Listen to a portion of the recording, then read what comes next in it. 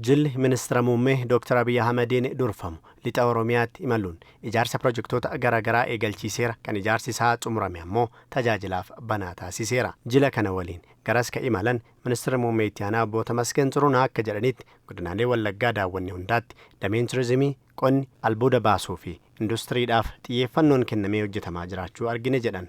Kun ammoo carraa hojii uumuu fi investimentii harkisuu keessatti shoora olaanaa qabaachuu dubbatan. Amma Wallaggaatti nagaan bu'ee gara misoomaattis deebi'amuu dubbatan. ወለጋ አካባቢ ዞኖች በብዛት በተለይ ከለውጡ በፊትም በኋላም በጸጥታ አለመረጋጋት ምናቃቸው ነበሩ።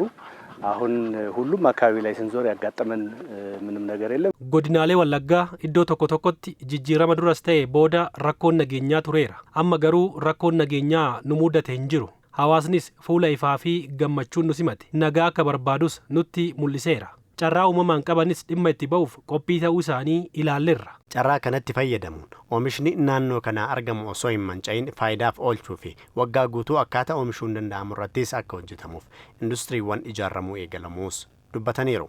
አመቱ ሙሉ ማምረት የሚቻልበት እንዲሁም ደግሞ ይሄን ፕሮሰስ የሚያደርጉ ደግሞ ፋብሪካዎችንም ለማስተሳሰር የተጀመረው ስራ በጣም የሚገርም ነው። ወጋ ጉቱ ኦሚሹፍ ከን ኦሚሻሜ አሞ ወልት ሂዱፍ ዋርሻወን አዳዳ ወሊን ወልት ሂዱፍ ሆጂን ኤገለሜ ጀጀቤሰዳ ሀወተ ቱሪዝሚፍ ሚሶምኒ ኢኮሎጂ ሶርጋ ኢሰ ቶኮዳ ኩን bakka hawwata turizimii dabala madda galii fi carraa hojii dabalataa kan fiduudha.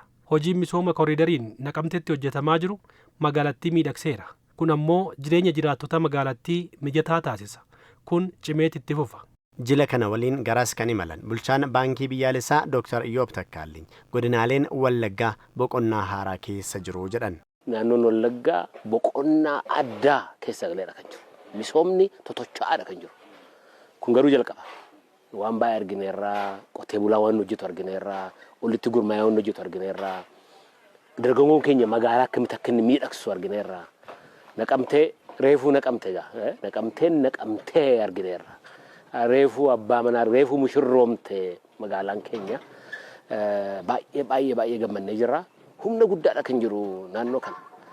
Humna kana yoo baasne uummata naannoo kanarraa hafee Itoophiyaa guutuudhaaf uummata gaanfa Afrikaa keessa jiru hundumaaf kan malu kan ta'u humna misoomaa guddaa baasuudha kan danda'amu. Hawaasni godinaalee Wallaggaa carraa amma argame kana caalaatti cimsachuu qabaanis dhaamsa Dr. Iyyoob ture. Egaa uummanni keenya walitti dhufee amma carraa dhufee kana ciccatee qabachuu qaba. Ta'u gonkumaa boqonnaa kana keessaa booddeetti deebi'uun hin jiru. Boqonnaa kana irratti daddabalanii deemuudha kan barbaachisu malee guddisuu babal'isuudha. Kooriidarii kiiloomeetirii 4-5 ta'e kana 10-15 gochuudha. Magaalaa tokko miti magaalaa adda addaa jira magalaatti babal'isuudha. Qonna kana oomishummaa kana dabaluun irra jira. Uummanni keenya nagaasaa tikfatee ijoollee isaa ofuma daggala keessaa asii achi deemtu raftes galii kottuu hojjedhu jedhee kana caalaa misooma keessa galuu qabna. Itti cimnee deemuu qabna jedha baay'ee gammannee jira.